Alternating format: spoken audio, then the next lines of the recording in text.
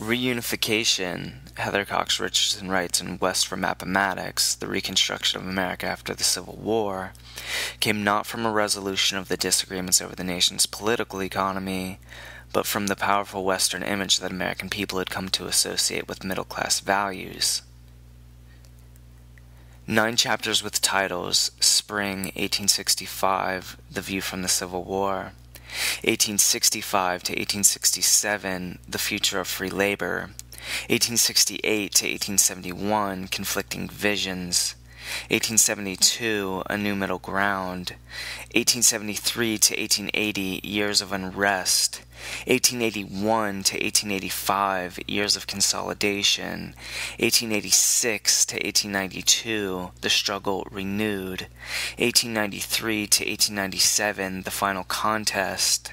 in 1898 to 1901, Reunion, followed by an epilogue, help contextualize the origins of America's late 19th century popular/political obsession with rugged individualism.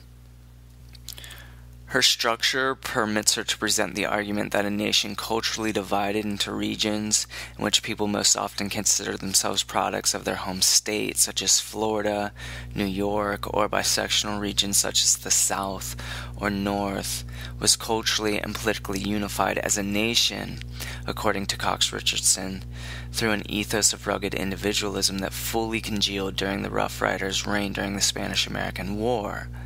This ethos, of course, excluded so-called special interest groups such as blacks, women, and Indians seeking equal rights and/or opportunities to participate in the ever-expanding market economy.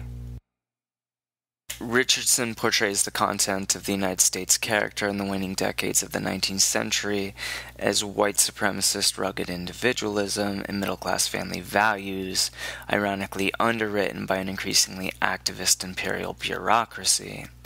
She argues that this socially and politically conservative national ethos that increasingly gained prominence at the grassroots, as well as among power brokers in government and industry, was a nebulous and complex creature that took on many forms depending upon the region.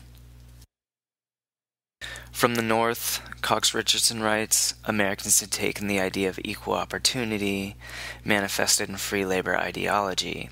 From the South, they had taken the idea that not all men could rise. From the racial and industrial troubles of the 1870s, they had taken the idea that those unable to rise and those at the top of society must not be permitted to harness the government to their own interests, for they would destroy America's unique political economy either by redistributing wealth or by circumscribing opportunity. From the strikes and the business consolidation of the 1880s, they had taken the belief that the federal government must be used to protect American individualism against disaffected workers and against big business. From the women's activism of the 1890s, they had taken the idea that individualism depended on the safety of the middle-class home and that it must be protected.